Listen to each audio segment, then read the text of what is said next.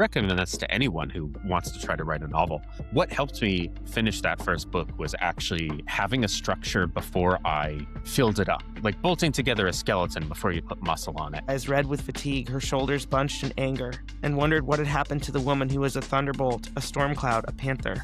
Of all things, Pinion looked most like a wound. Holy shit. These big ideas, and they ended up all killing each other because they were so committed to their ideas. That's something I remember from youth.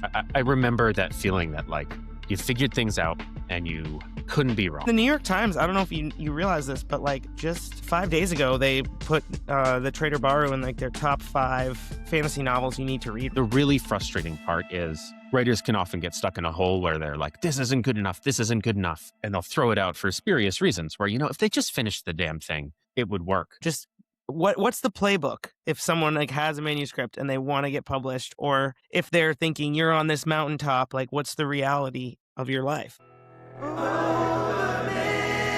Amplified. Hello and welcome back to Oberman Amplified. I'm your host, Kristen Ford, where we talk about entertainment business, art, mindfulness, and all things in between. We've had an author on the show before, kind of a self-published autobiography, but we are taking a big swing and a jump into the big leagues with my guest, Seth Dickinson. Seth, thank you so much for coming on the show and welcome. Thank you for inviting me. Great to be here. Awesome. So are you in Brooklyn? I am currently parked in Brooklyn, yeah. Okay, cool. You know how the author biographies, they'll always say like where they live, and I absolutely love New York. Also just wanted to check in on your preferred pronouns. I like she, her, they. Yeah, I'm fine with anything. Okay, He all is pronouns. probably easiest. Okay, And you must great. have been in Brooklyn all the time for touring, right? Yes. Yeah, it was also you attended University of Chicago, and I think we might have been in Chicago around the same era. I'm not sure. I was there 2005 to 2009. You just beat me. No, Okay. You're right. Same era. We would have Okay. overlapped. I should have gotten off campus more. Because if you were at University of Chicago, that's South Side, correct? Very much so, yeah. Yeah.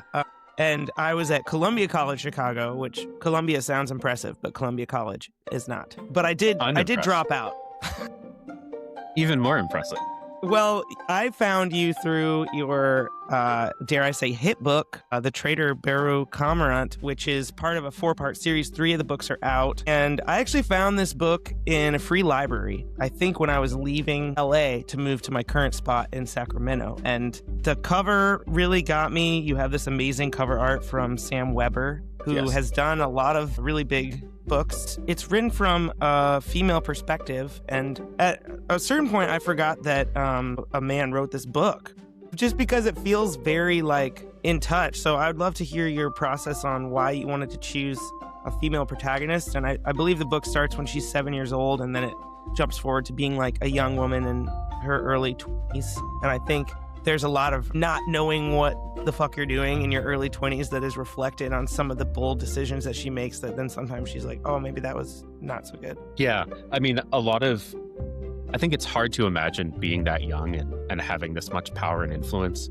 But if you look at history, occasionally the people who do the wildest things are surprisingly young. I just finished reading a novel about the French Revolution, and all these major figures started out as like kids, basically. Well, lawyers just out of school often, who had these big ideas, and they ended up all killing each other because they were so committed to their ideas. That's something I remember from youth. Like, not that I'm that much older now, but certainly not that much wiser. But, I remember that feeling that, like, you figured things out and you couldn't be wrong. Yeah, you don't know what you don't know, and you have the passion, but maybe not the wisdom. So this is a 396-page book, and I believe the next 2 in the series are even longer. Yeah. How does one accomplish such a big task Well, as finishing a book? We were talking beforehand, before we started recording, about, getting everything you want and how sometimes it doesn't feel the way you wanted it to feel. It can be exhausting. It can be tough. And for me, the second 2 books in this trilogy, which you haven't read yet, so I'll try not to spoil anything, but they're very different. I hear there's from pirates and there's a little swashbuckling piracy. action. There's a little swashbuckling. think, I don't want it to be a surprise to anyone that like grief and loss are a pretty big part of these books. A lot of, especially the second book and the third book is very much about recovery and like putting yourself back together. And the books are much more structurally messy for that, which made them a lot longer. For the first book, I recommend this to anyone who wants to try to write a novel. What helped me finish that first book was actually having a structure before I filled it up, like bolting together a skeleton before you put muscle on it. Actually, the way I wrote that was I used this program called Scrivener, but you could probably do the same thing in Microsoft Word. I made 3 acts. I put 10 chapters in each act. I put 4 blank scenes in each chapter. And I knew that if each scene was about 700 to 1,400 words, then I would have about 3,000 word chapters. So that's what, 30,000 per act, 90,000 for the whole book. That's a nice tight novel. Of course, I didn't go that short, but still, if you can do 10 chapters an act, have the climax in chapter 9, and the wrap up in chapter 10 sets up the next act, that's a pretty good structure. And I didn't follow that at all for the 2 sequels, which you've noticed are much bigger. So currently, actually, part of my struggle with the 4th book, which I've done many drafts of, is I would like to recapture some of that structural compactness. I think I had to write the second 2 books the way I did, but I think especially for a mass audience who don't want you to waste their time, it's a tough ask to be like, you read one relatively tight fantasy novel. Now here's 2 giant sprawling messes. I'd like to go back to, for symmetry's sake, a little bit more precision for that final book. Yeah. And I mean, I think Game of Thrones fans are still waiting for their last book, right? Or last couple books. Yeah. Yes. You're probably tired of talking about Game of Thrones. I listened to a few interviews of yours, and it's like, in the fantasy world, the world that you've created has such amazing character names, like Nayaru, Iwake, Tainhu, Duke Pinjak. How do you come up with these names? And also, they struck me as being very queer, where it's like, I'm not sure if this is a man or a woman. And then you need to see the pronoun trigger like she, he. Or also some of that might just be my ADD, where I was like, there's a lot of characters. I'm not sure. Wait, yeah. What? Yeah, I think people read books in different ways. One of the differences I have with, I think, a lot of readers is that I don't hear the words as I read them. So to me, what's actually more important about a name is the shape it makes on the page. And I'm very drawn to names that make interesting shapes, but often people are like, I can't pronounce this. I don't know what this means. It sucks. I respect that. The other interesting thing about the names, so for one thing, they're pulled together from pools of cognates from fictional languages. Not complicated. I'm not a linguist, but like a lot of the names mean like, salt well or like grain field. And English names are the same way. You look at town names in England and like half of them mean like by the river. Others mean like up on a hill. It's just we don't recognize the cognates anymore, so they sound different to us. But I think talking about the queerness and the gender of them, a lot of the names in this first Baru Cormorant novel are titles. They're the names of the land this feudal lord controls. So if I were, Duke of Brooklyn, you would call me Brooklyn or Duke Brooklyn. And to make things worse for, ADD readers, the characters also have personal names, which aren't usually revealed because I didn't want to confuse the story. Like Tainhu is also Duchess Foltjack. It's the same person. Okay. Yeah. I do not think my names are the best in the business, but I enjoy coming up with them. George R.R. Martin, actually, he has a very clever naming scheme where he takes very familiar names and just spells them in unusual ways. Like that almost sounds like cheating. Well, he's a romantic and he's very inspired by particular parts of history. So the Lancasters are the Lannisters. The Yorks, I assume, are the Starks. You can see the similarity in the name. So it's just close enough that it feels familiar and tractable to us. Okay. That's so amazing. I love that you like the way that they look on the page. And I wanted to talk to you about your flow state. I heard that you don't want to be forced to write. You want to be inspired, but then at the same time, you will set goals and like pop-up blockers on your internet so that you are at a cafe and you're just writing. Or, I mean, where does it come from? Even if you have the structure, there's some, I know I have picked out just a couple passages to read because your writing is so beautiful. I feel like you could go into poetry. You could be a songwriter.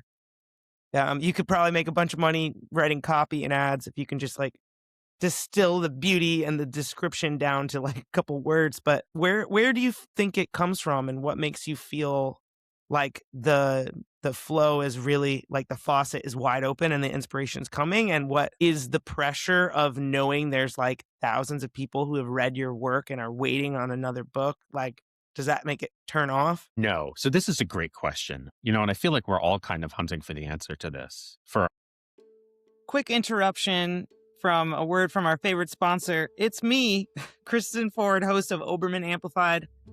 My new record, Pinto, is out now. I've also got some cute merch. Slots are filling up fast for my 9-month band doula program. It's really fun. We meet once a month for 9 months to make sure that your band is on track. And you have someone to check in with about how things are going, to hold you accountable. It's a really fun program, and we're keeping the numbers small. So check the link in the bio. I'd love to have a one-on-one coaching session. All right, back to the episode. Ourselves. For some writers, they can just write constantly. Like Adrian Tchaikovsky. Sorry, Adrian. He'll put out 3 or 4 books a year, and he's just a machine. If you look at my output, had a first book, a couple years of break, 2 more books, and then fans have been waiting as long for this 4th book as it took me to write the first 3, which is not a good thing if you're a fan. And the reason is pretty simply like, I don't know how to turn on that inspiration. I don't know where it comes from. I know what works against it. And actually having pressure from tons of people doesn't hurt it. It's all internal. I will write thousands of words. I have written thousands, sometimes millions on the 2nd book. I just throw them out because they're not good. And the really frustrating part is writers can often get stuck in a hole where they're like, this isn't good enough, this isn't good enough. And they'll throw it out for spurious reasons where, if they just finished the damn thing, it would work. But the problems I've had are not like that. I could have kept going and never ended up with a good book. I think because the problems were structural. You can't write through a bad structure. It's like pouring, more and more Jell-O into a fuel tanker. You're never going to end up with, a working engine in your giant puddle of gasoline. You have to have a blueprint or something. And another thing is like trying to manage attention. Everything right now is like in psychology, we call them intermittent reward machines, brain conditioning, stuff that sometimes gives you a reward when you check it, which teaches the brain to just check it constantly because you don't want to miss one. You want to get another notification, another chat, whatever. It's very tough to beat. And even with all my blockers and stuff, like you leave me at a computer, I'll refresh the same websites for 30 minutes before, snapping out of it. So I don't think I can write the same way I wrote the first book. I've actually looked lately. I think maybe I do need deadlines. I need someone to say like, you have to have us, because my editors and agent have been so understanding about waiting for the book. And I think maybe they need to be, don't tell them, I'll tell them myself. But I do think maybe they need to be like, your career is over unless you get us this manuscript by November or whatever. The last long form thing I finished did have a hard deadline, and I was surprised by how easy it was to just write 1,000 words a day once I had that deadline forcing me. Was that for the Extordia book? This was actually, I don't know if you ever heard of Magic the Gathering. Yes, of course. It's been around since I think we were children, probably. It's a card game, like a role-playing game that people sit around a table, and with their friends, they have different cards with different abilities, I think. Exactly. And they tend to do stories with each kind of release, although lately they've been doing a lot of crossovers with other properties. But they did a science fiction one recently, and they wanted me to do a story for it. So they were like, we want 50,000 words of web fiction. And I was way behind, and they were like, when are you going to get this in? And I was like, I'm starting over completely and throwing everything out. And then in just this burst of creativity, I gave them a 90,000 word choose your own adventure, which was really fun. Because the story was kind of about this mysterious artifact that lets you choose between possible pasts. So instead of altering what's going to come, it alters how you got here. And every time there was a choice in the story involving this artifact, I would write forward as if the story beforehand had been slightly different. So if you were paying attention, you would notice inconsistencies. Like something would happen in chapter 1, and then in chapter 4, people would refer to it happening totally differently. And I used the choose your own adventure element to tell the reader hey, things are being changed around you. Pay attention. That was fun. I had a really good time. That's so cool. Writing not only third person, first person, future tense, present tense, past tense. That's a lot. Yeah. And I mean, you mentioned ADD earlier, I do think some of it is that we as creators have to keep ourselves entertained. At least I do Mm. while we're working. That's why I love playing with form and stuff because if I keep doing the same thing, it starts to feel wrong. I don't know if it is wrong. It might help me out to be a little less protean, but that's the way I'm I'm gonna need wired. to I'm gonna need to look that word up. You have an Mutable. amazing vocabulary. I guess that Thank most you. authors do. Uh, is Baru neurodivergent? Is she I like on the spectrum? Is why she's an accountant for this imperial evil society, but she's from a conquered island and is gonna rise from within and like fuck everything up, take everybody down. Yes, exactly. So she has a facility with numbers, and the people who take her from her home, she volunteers, I think, kind of she believes it's her choice. But the people in these residential schools, which, in real life are horrible institutions, Like where call Native her Americans would be exactly. brought to be more like American or Yeah, Canadian or Australian exactly. or whatever. Yeah. So they call her a savant, which is kind of a shitty term. I don't think a lot of people these days would use that term because it's based on a pretty a whole framework of how people's brains works. That's not great. But she does have a real insight into numbers and mathematics, which I don't. I'm not like her. But that's one of the great things about being an author. You can cross a lot of differences if you do the work. Um, I do not myself say that Baru is, say, autistic or whatever. I just write her the way she is. But if autistic people want to claim her, say like she's one of us, I have no problem with that. I don't like to push things as like examples of this is great. This is a member of this group. I did this right. I like to just write the story and let people see what they see in it. And if they get value out of it and want to be like, this is special to me, absolutely. It is yours. Cool. Well, the lesbians have certainly claimed her. It's all over the like Pride books you need to read and like interesting queer characters. And the New York Times, I don't know if you realize this, but like just 5 days ago, they put the Trader Baru in like their top 5 fantasy novels you need to read right now. So even though it But came out in 2015, like the internet is buzzing. And yeah, maybe your publishers aren't all up on your back because they just are like, he's working, he's got the sauce, let's just let it be. yeah, but I mean, you as an artist know that sometimes like, the process isn't working. And Mm. I don't see the last few years of my career as like a healthy, good process that's just taking a while. Like I have failed to write this book for a while. And part of that is the ordinary stuff. Like I have a day job now. It's a lot nicer than not having a job. But some of it is also creative. Like I can't write the way I used to because I'm older and things are different. And I have not found the way to write that works for me now. And also this character in this series are just very hard. They Mm. they're not the kind of thing you sit down and are like, I'm having a blast. I'll just bang out 3,000 words. Like over COVID, I wrote fan fiction. I won't say for what, but I just sat down and did like a chapter a day for I don't know how long and just finished a whole novel. It's fan fiction, so I can't sell it, but it was fun. It was just super Hmm. easy. Whereas Nice. working on Baru, you've probably had projects, I imagine, that they just take it out of you. Well, I'm an actor as well as a screenwriter.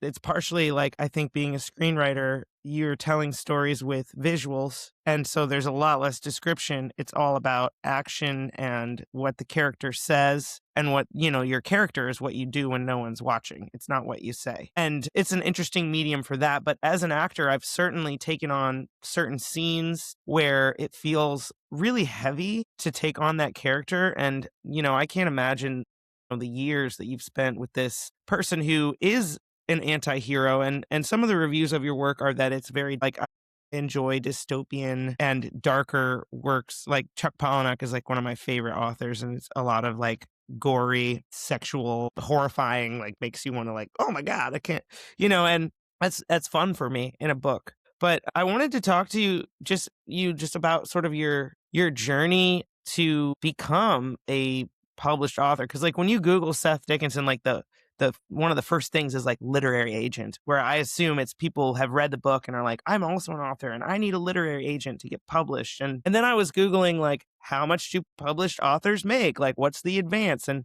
feel free to talk as much or as little about this as possible. But, with a lot of musicians, they get the record advance, they make this record, all this money goes into promotion. I mean, you have a review from NPR that to me is saying like there's a publicist that's sending out lots of releases. You have the audiobook is narrated by Christine Marshall, I think. Christine Marshall, who's like a heavyweight, has done a bunch of great projects. And also I commend you for, again, like uplifting women and having a woman narrate for, this female character. And it's just like, there's a lot of money that goes into the point where now this book is like widely distributed. And I can't wait to read the second one on my honeymoon coming up in a few weeks, but. Congrats. Oh, thank you. We got married like 4 years ago, but we're finally getting around to it. But yeah, I would just be curious, like kind of that emotional roller coaster of like, oh my God, I've got an agent and they read my manuscript and now it's going to be published and now they want another book and now they want a fourth book and now I have this advance. Or is it like you mentioned a day job? Is that in the video game industry? It is, yeah. I write for cool. Subnautica. Cool. I'm sorry, that was like 14 questions in one, but I guess That's just okay, kind of the like, it seems like in the year of our Lord 2026, if you want to be a journalist or an author or a maker of any sort, the robots are here. It's like a race to the bottom. It's all about quick content, and you're kind of definitely in the top 1% of authors that are published, have an audience that want to hear more. You're able to like put a roof over your head with your writing, with your imagination. Like maybe it's not as exciting as maybe whatever fan fiction you'd rather be doing, but yeah, I don't know. Just what's the playbook if someone like has a manuscript and they want to get published, or if they're thinking you're on this mountaintop, like what's the reality of your life? Okay. I love talking about this stuff. I'll try to keep it Great. sharp and short. So if you have finished a book, the first choice you want to make is, am I going to self-publish this or go for a traditional publisher? Self-publishing, I don't know anything about, but it works like the way you describe music, where you put your own money in. You have to really get out there and work to get your book out there in front of eyes. There's so much competition, and the winners win a lot. You can make a ton of money. And I'll talk about like romance and erotica in a moment, but romance and erotica self-publishing has in the past been a really good way to make money, like genuinely to make a career. The thing is that you're at the mercy of algorithms and pricing structures that are not under your control. So even though self-publishing sounds freeing, and it can be, absolutely, it's a viable path. It sounds independent, but in reality, a lot of it goes through Amazon Kindle. And it's almost like if there was only one record label and they decided what to promote, their algorithms decided what to put in front of readers, and you could find yourself in the position of having to write to the algorithm. Like the people I know who made good money on romance and erotica were like, this is my niche. I write this specific kind of romance or fetish, and I am going to put out 3 books a month. And that kind of work is probably being undercut by AI now because it's so procedural and formulaic. Again, no disrespect to it. I couldn't do that. It is a talent. But that's about what I know about self-publishing. Someone else would be who to talk to about self-publishing. If you want to go traditional publishing, the good news is the rule in traditional publishing is you never pay a cent for anything. You will find an agent first, unless you're doing short stories, which is a different thing. For a novel, what you should do is find books you like that have been published recently and are kind of like your book. Then Google who represented them, make a spreadsheet, write down all the agents who represented those books, look up which one of them are open for submissions. So they're looking for new authors, and they'll have a list of what they want. It might be a query letter, which is like a little 3-paragraph description of your book. It might be the first 50 pages. Once you get that spreadsheet, put together an email following each agent's guidelines, and you can query as many agents at once as you want, which is different than, again, short stories. You send them what they ask for. You don't send your whole book, probably. You send just what they ask for on their website. And if they're interested, they'll get back to you. So the query letter, the body of your email usually, is arguably as important as the book itself. And you're going to want to spend a long time drafting that. It's like a trailer for your book. A lot of people make the mistake of making the query letter an accurate summary of the book, which isn't that important. You can't lie. You shouldn't lie about what your book is about. But it's more like a trailer where its job is to make it impossible for the agent to not read your book. Like they've got to know. And I think I've posted my query letter in a few places. Once an agent is interested in you, they'll reply with what they call a full request, where you send the whole book. And if they like that, they will offer to represent you. This is a great moment because once you get an offer of representation, you can write to every other agent your book is with and say, hey, I have an offer. Get back to me now. And they have to decide very quickly whether, they're going to put this book at the top of their stack and read it and maybe get in a war with other agents to represent you. Once you've secured an agent, and this is a really tough process. Like Stephen King famously was about to give up before his last attempt went through. Didn't he throw Carrie in the trash and his wife like pulled it out of the dustbin and was like, Yes, girl, this is really good, actually. That is the legend, yeah. Once you have an agent, the agent will send the novel to publishers and try to make a deal. A lot of people think that to get an agent or a publisher, you need inside access. This is not true. You don't, or at least you didn't 10 years ago, which is when I did this. Have to go to weird parties or fly out to conventions and meet people. Agents really do want good new work. They are desperate to find a good book. They read so many bad manuscripts constantly that if a book grabs them, they'll be ecstatic. Then, from there, the agent negotiates a contract with a publisher and the book goes to them and they'll work with you to get the book to its final form and publish it. At no point do you pay any money for anything. If there's a reading fee, I've heard there's sometimes reading fees. I've never had one. But if somebody contacts you and is like, we love your book, we want to promote it, here's our $2,400 package, that's a scam. The trade-off, though, for this whole process, not costing any money, is that you have much less control. You don't design your own cover. You don't pick your audiobook reader. You don't decide how to market the book. You just send them the text. I love that. I am very scattered. I don't like to manage things. I don't like to schedule things. I just want to focus on the text. People often balk at the fact that in traditional publishing, the publisher will take most of the money. The agent will take another 15%. And you're not going to make a lot of money unless you are 1% of the 1%. I make low double digits off my books, and my books are quite successful. So my day job is most of my income. Like 10,000 or like 100? On any given year, if I don't publish a new book, which comes with an advance, I would expect to make $30,000 off old sales, backlist. So the way it works is you're given an advance, but it is literally an advance on royalties. Mm-hmm. And then they sell the book for royalties. And once the book has earned back its advance, they start paying you royalties. But most books will not earn out. You'll only ever see the advance. That's okay. Again, a lot of this sounds really tough, and it is. But the fact that most books fail and don't earn out actually means that publishing is willing to take chances on a lot of different books. There's no formula for success. People can never predict what's going to be big next. So a lot of publishers will have a couple things that make all their money, and then they publish a ton of other books just looking for what catches fire. And yeah, it does suck to not catch fire or even to be mid-list like I am. But my publisher is not throwing out tons of money for my books. But I personally, you may bristle at this, I personally love gatekeeping because I believe I can get past the gates. And I need that validation of like, this is really hard and I did it. That is not for everyone.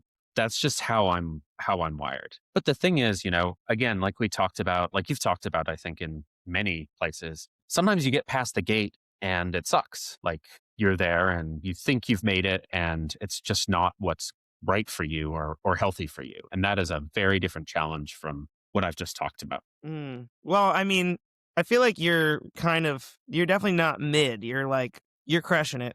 But just maybe that's just me as a fan of your work, to be like, you're very talented. I'm so grateful that you decided to share your talents with the world in this way. But it does seem like an incredibly long process of putting it out there and having faith and waiting. And yeah, but that's also like an amazing how-to guide where it almost in some ways it seems easier to get a book published than to get like a movie made of your script. Because a lot of times once your script is, sometimes you need to hire an editor and it's gone through many rewrites, or you hire people to do a table read, and then you get to the point where your script is optioned. It might just sit there and never come out. And same thing, I know several musicians who have gotten to the level of getting like signed to a major label, and then there's some kind of merger at the top, and then their music never comes out, and like the band breaks up, where it's like, oh my god, you succeeded, but now the story's over. And the whole Amazon controlling all of it. I mean, so this book is $17.99. It says on the back of the cover, and it may have gone up because this came out 10 years ago. But how much do you get on Amazon sale of the book? Which I'm not sure if is it $17.99 on Amazon as well? Great question. I don't know.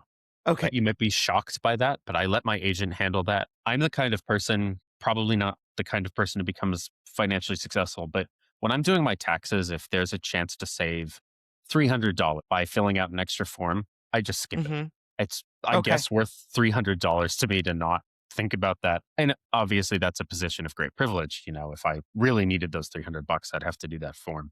But I leave a lot of these money details with the agent because the creative is bad enough for me. But the Mm, question is very perceptive because how does anyone know how much money they make off an Amazon sale or how many books they've sold on Amazon? Well, we're at the mercy of what Amazon tells us. wow. And especially with something like Kindle Unlimited, which is a service where your publisher may agree that your book is a Kindle Unlimited book. And it's like Netflix. They have a subscription and they can just read any Kindle Unlimited book they want. And the theory is that we authors get paid based on how often our book is read by Kindle Unlimited readers. But there's no actual way for us to know that Amazon is being honest with us. It's a very lopsided power dynamic. Wow. Well, and I know that people who have their videos, like independent film that you can rent or purchase on Amazon, they're getting like 25 cents. And when you said, imagine there's only one record label for music, I mean, Spotify is pretty much that. Right. Amazon Goliath. It's maybe not as 99% is going to Amazon for books, but yeah, terrible companies sort of have our fate in their hands, the artist. But I wanted to I heard you had a background in psychology and also that you spent time in Ghana on a cocoa farm.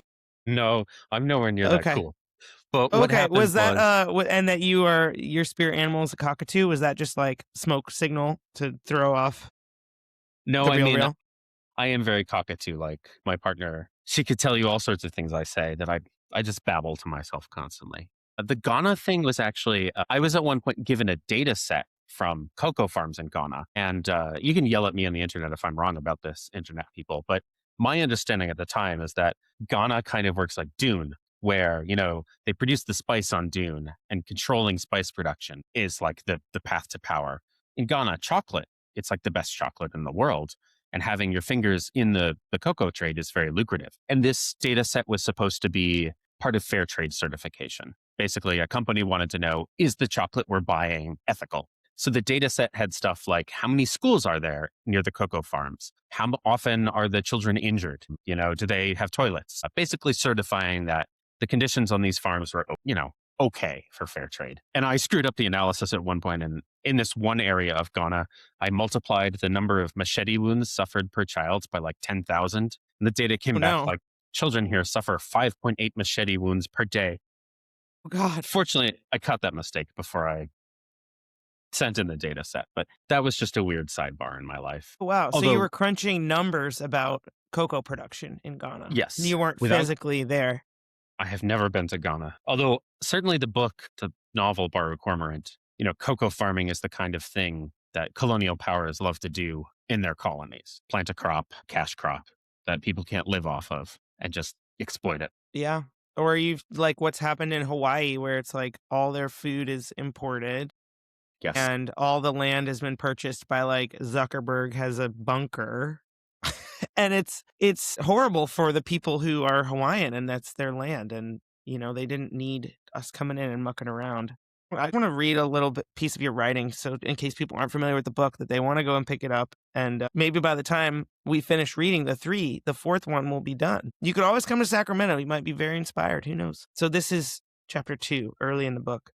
Baru looked at her mother, at Pinion's eyes red with fatigue, her shoulders bunched in anger, and wondered what had happened to the woman who was a thunderbolt, a storm cloud, a panther. Of all things, Pinion looked most like a wound. Holy shit. So fucking good. And then here's another one. Now we're going to jump ahead to, the bottom third of the book. Baru saw her own reaction reflected in the top muscles of Tainhu's neck and shoulders, the readiness of her stance. But even in the face of Baru's fury, Tainhu did not speak in anger. It is very dangerous, she whispered in sympathy and warning, for those in our position to admit emotion. It will always be taken as weakness. Baru nodded, a cold acknowledgement, a recognition from strength passing over in that instant of conversation all the admissions and disclosures that might have unfolded, the shapes of the invisible cages around them. Damn. I'm glad you How do like you it. how do you do that? You just study literature and history and psychology, and then it just spills out? Or also you had a PhD program, and did you walk away from it to do I something more dropped out. creative? I dropped out. Okay. Yeah.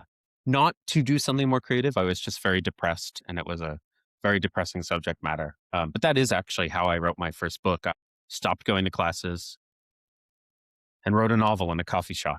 The kind of thing you can do when you're 20 and have just enough savings. Wow.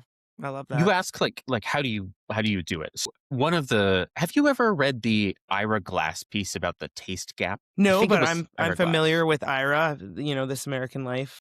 I hope I'm quoting the right person, but the quote itself is solid. Basically, it says, when you start doing art, it's because you have killer taste, his phrasing. You can recognize good art and you think you have a good idea of what makes it good. But your ability to recognize what's good and bad in art, especially your own art, is going to grow faster than your ability to actually make your art good. You're going to be gaining the ability to see the flaws in your work faster than you can figure out how to fix them. And for a long time, I think it's the hardest part of learning to do anything. You're going to feel like you're getting worse because you're getting more and more aware of what you're doing wrong. And eventually, you pass through that into a phase of relative confidence where, you feel like you've at least begun to pick up skills. And that was something I went through. But in some ways, I'm still stuck in hyper awareness of prose style, of like word choices and where they're placed. And I think it can, at its worst, create a kind of dense in a bad way, cluttered prose style. The things you read that you like, I wrote, 10 years ago. And sometimes I wish I could go back to that style. I wish I could go back to even earlier styles. I'm sure every artist is constantly longing for something they can't do. But really, the basic answer is the way to learn to write is just read a lot. And then reading a lot will develop your taste. And when you write, at first, you're going to be mimicking the stuff you read. And that's okay. That's good. This goes into a whole thing that shows up in my later books. But I subscribe to a theory of human existence that basically argues that we're not intelligent animals. Our secret sauce is not that we're so smart. We're mimics. And really, our secret sauce is that if one person figures out how to do something, everyone else can copy them. And then maybe someone in all those mimics will figure out a slightly better way to do it. And that's how we get better at stuff. We have this like snowball rolling downhill through time. And we get picked up by the snowball. We copy what it's doing. The snowball here being, say, how to play music. Maybe we add a little contribution, we pass, but the ball keeps going. Compared to, say, an octopus, which is a very intelligent creature. But an octopus lives probably a couple of years at most, and no other octopus is ever going to learn what it learns, except in a couple of rare cases where they live together. There's a lot to be said for talent, but there's also a lot to be said for just read the writers who write the way you want to write, and it will soak into you. Sometimes you I have to love pick that. writers who are slightly better than you, but not a ton better than you, so that you have a chance of matching them. And for that reason, I still love, no shade on them, many of the writers I read when I was young. You asked early on about like writing as a male writing about women. And I was lucky that the books lying around in my house, Sabriel by Garth Nix is a book I often remember. It's a dark, we'd call it young adult now, but a fantasy novel for teenagers with a woman as the protagonist. And, she was a hero. And I don't remember who wrote the quote, but someone once said that, straight men are only heterosexual in the sense that they have sex with women. In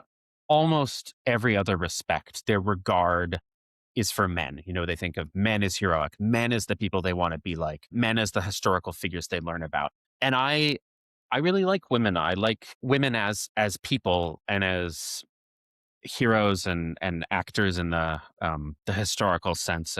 I don't, in our culture right now, I think it's very hard to say like women without that meaning, I have sexual desire for women, or this woman is what's the term? My type, my object. Yeah. Yeah. Whereas a character like Sabriel, or to pick another great book, Nicola Griffith's books about Hildegard, of one of the historical Hildegards, like Hild, you don't read those books. I mean, maybe you do, all types, but I don't read those books being like, damn, I wish Hild was my wife or whatever. You read those books admiring her and feeling for her in what she goes through. And it in no way is like, despite the fact that she lives in a patriarchal society, you aren't reading her experience like as subject to a man's experience, Mm. even though she has relationships with men. That is just a long way of saying, I don't even remember how I got on this topic, that I think I just like to write about women because I like women. And I don't know how much art there is by men that is about genuinely liking women. And an imaginary critic could say like, well, if you like women, why do you put Baru in all these horrible situations? And I don't ever set out, I don't think I've ever, except when writing horror purposefully, been like, I am going to torture my characters. But with something like colonialism, there is so much stuff that is tied together that picking one part of it and leaving others out feels like a lie. Yeah, and it's like if people understand history, then they can be more wary of like, okay, if it's illegal for trans people to drive or go to the airport or use the bathroom, what is that? Okay, that's similar to like Jewish people wearing stars and not being able to go to certain neighborhoods, and we know where that ended. And Yeah. I think it's brave, and I think it's more interesting to tell the story. I mean, I remember being in like 5th grade being like, God, women kind of suck. Like, we didn't do anything, because I'm learning about the Revolutionary War. And, it turns out that was all kind of propaganda anyway, where like whatever neat little story they tell you about George Washington, it's like the guy owned slaves. He was a rapist, probably. Like, it was a different time, but he's not like the greatest. Yeah. I Sorry. Go ahead. actually, that's a perfect example. You'll often will say about the Barry Cormorant novels, either this is ridiculously grimdark and exaggerated, or this is a caricature of evil empire. Like, it's takes all the worst things and makes them even worse. To me, the things that Falcrest, the imperial villains of these books do, the things that Falcrest does to people, the crimes they perpetrate, are things America did until the 1970s, and still in some cases. Hmm. I always think it's a little revealing, not of the person, but of our general situation, when people say like, can't believe, they would sterilize women without their consent. We did that until the 70s. We may still be doing it. I don't know if the allegations are confirmed, but like, that's not a ridiculous, made up, grimdark fantasy. Like, that's real. Mhm. And you may not want to encounter it in entertainment, which is totally fine. Absolutely. I do not want people who aren't going to like this book to read this book. But to say that it's like exaggerated or a caricature, history is so much weirder. I believe in the full dynamic range of fiction. Mhm. I don't think that it should be brutal and hopeless all the time. But I do think sometimes it's going to be brutal and hopeless because sometimes events feel that way. Sometimes it's going to be about people finding meaning and connection, even in the face of that. I don't think of myself as a writer of like one particular chunk of the emotional range. No, it's great. And even the like repressed sexuality, I remember having certain feelings and being like, ooh, Rachel from Friends is real cute, but like repressing them. And I just think you write very beautifully about that perspective of someone who's having attraction to women and like is like, for various reasons, Barrow can't really pursue it. But I wanted to just touch quickly on your book, Exordia, which Yes. was inspired by Legos and takes Partly. place with like aliens. And just so you know, I got my tinfoil hat right here. Like, I believe aliens exist. Do you look at aliens as purely fiction? And I have not read the book, but feel free to like tell us a little bit about it, or your own, like, why did that story draw you? So the aliens in Exordia are purely fiction. I don't think they resemble any real life UFO, UAP thing. They're actually, you never want to hollow out a narrative by being like, this thing in the story is just a symbol for this thing in real life. But I would say a major theme in Exordia is the aliens treating Americans the same way Americans treat the Middle East, and having that power dynamic changed. I set the book in 2013 because it's about, Obama era politics. And I wish that current events were not. So relevant. I mean, one of the Yeah. Basically, a thesis of the book that Americans are like alien invaders coming into people's lives and just arbitrarily fucking everything up for Mm. reasons, again, that are very alien to the folks on the ground. That is a big thing in Exordia. And I think folks who love the first few chapters, which are a little more fun, were pretty frustrated that it takes that turn into politics about our relationship with the Middle East. But They wanted regarding more lasers and stuff. yeah, there's plenty of lasers, perhaps too many. I think that they love the lead alien, Srin. She's a lot of fun.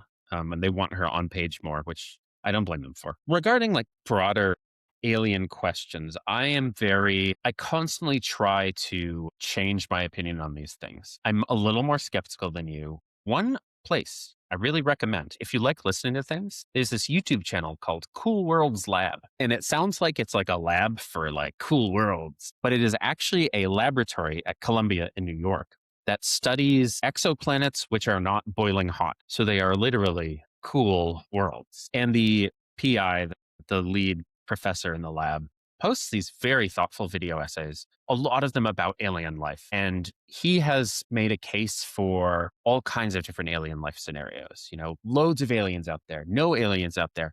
But no matter what he's talking about, I usually find a new thought, which I value. It's pretty cool. So I really recommend the Cool Worlds Lab YouTube channel. If you just want to listen to stuff while trucking around. Yeah, that's amazing. And I think you write about politics very eloquently, and the twists and turns are really wonderful. And also, like, I love the big bold text where one of the 3 books within the Trader Baru is like accountant. It's like, so I always threaten to quit music and become an accountant, because at least there's like a roadmap to success, right? You get a degree and then you go and you work and da da da da.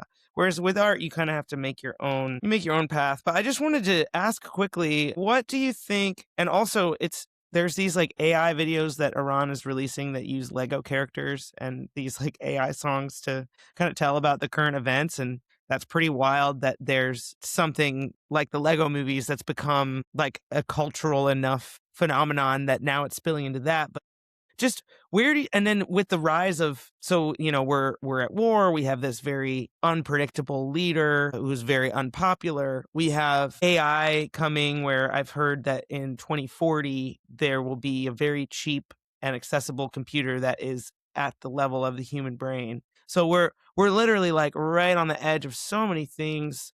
Every you live in New York, you've seen it's like a heat wave, or it's like, oh my God, flooding from a hurricane. We've never seen this. And, like it feels like we're on the precipice of something crazy happening, or it's already crazy. I mean, the Epstein files, like, whoa. But what, with your expertise of history, and then also, for lack of a better word, world building, creating these amazing, very viscerally real, very complex cultures and histories and futures. And with your imagination, what do you think we're headed for? So I have this kind of grand theory of everything, which I try to reveal in my books. And it's basically about how if you let a system optimize itself, so if you let a system change itself to increase its maximum score, like how much money it makes or how much of the world it controls, if you let a system become totalizing, like it encompasses everything else, it will eventually optimize away the things which make it good,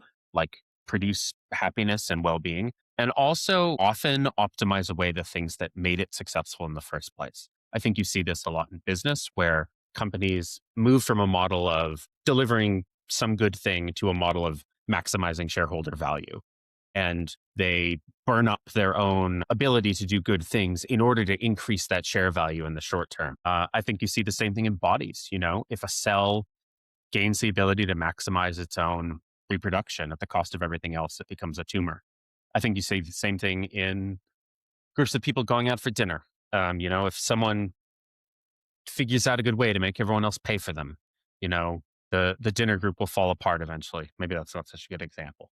There are lots of situations in our world where, in New York, riding the train, everyone depends on everyone else sticking to a set of unwritten rules. And if someone starts violating those rules and gets away with it, the rules fail.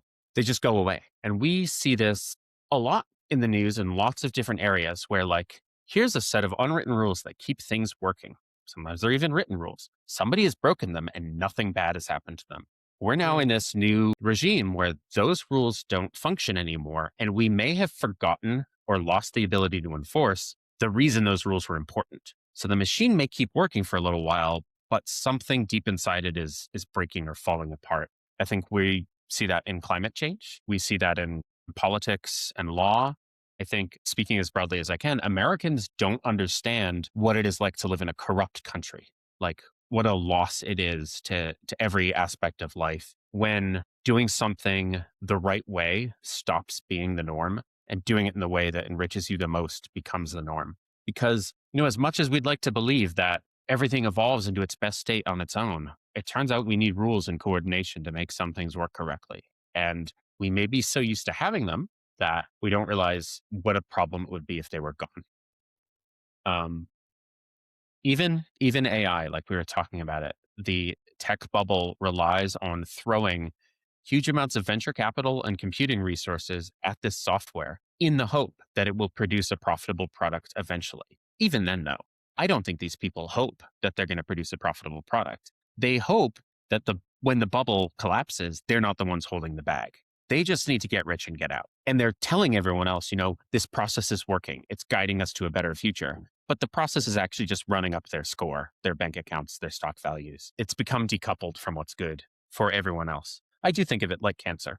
I think of it like that sounds moralistic, and I think it is moralistic. I think cancer is a failure of a cell to obey the body's morality. Like you have to stick within specific rules in a cell that's enforced by what are called tumor suppressor genes, or you'll kill everyone. Like you'll take over the body and poison it. And I worry that our tumor suppressors have failed in a lot of aspects of society. That said, part of what's so frustrating about it is that we do have the ability to make better choices. And we do sometimes. We do fix problems. It's not hopeless. We just keep repeatedly, kicking ourselves in the balls, stepping on the rake, instead of just going the other way. So maybe to wrap up my rant, the thing that frightens me the most is the loss of a collectively agreed upon baseline of reality, like a model of what is true. I don't even think the model that we all agree on has to be correct, because for most of the 20th century, as you know, like what Americans believed about our government and what it was doing was not right. Like the government was up to a lot of shit we didn't know about. But at least if there's a shared model of reality, no matter how wrong, it can be changed. If everyone has their own model of reality, I don't know how to get people to agree on doing important things. Yeah, I think that's very insightful, and also it's good to know that all is not lost. I do think, at least within music, there's kind of a tipping point of we don't want to be TikTok creators, we want to be artists. So if we can find a community that's going to come to real life shows, purchase physical media, and also we don't necessarily want to be on our phones constantly with these apps that are tracking us and gathering all our data and making us feel depressed. We want to be holding physical books. We want to be having conversations with the author of the books, not some algorithm that spit out some slop. I think that was the year of 2025. The word of the year was slop. Just no one's going to take your creativity from you. No one's going to take your ability to create. And hopefully, as a society, we'll start to realize, you know what? I don't want to give my money to Amazon. I'm going to go to my bookstore down the street and ask them to order your book, because you are a published author and they can get the book shipped if they don't have it on the shelves already. And then you can support someone who has a job at a bookstore. And that creates value in the community, where if you go to Amazon, I actually wrote a memoir about my time working at the Amazon warehouse one Christmas. It's called Flesh Robot, and this is my little key card to get in. My character's name is G4 Chris. I've been in the belly of the beast, and I've seen it. And you see how Walmart has destroyed Main Street, and somehow the 1% is so rich, and then all of us are like trying to afford groceries. So this has just been such an incredible and inspiring conversation, Seth. Thank you for being on. I just have one last little segment, and then we can wrap it up. Okay. This was my grandmother's sheet music. Leave me with a smile. So do you have any funny stories or silly jokes that you could leave us with? I do. I have a hammer. I actually wanted to say one more thing, which is like, Please. I think you've talked, I read up on your website and stuff about art as rebellion and resistance. I'm generally very skeptical. Like when I hear people talking about art as rebellion or resistance, because I'm a materialist, as you can see in my book. I care about how historical processes happen. And I don't think my book or many books are effective at slowing things down. But you've made me think about a couple places where artist resistance is really valuable and important. And one of them is that you talk about being in the belly of the beast. As this beast of AI is fed more and more training data, and let's say it is advanced to the point where it can generate a novel on demand for you in the year 2040 or whatever, and writers are obsolete.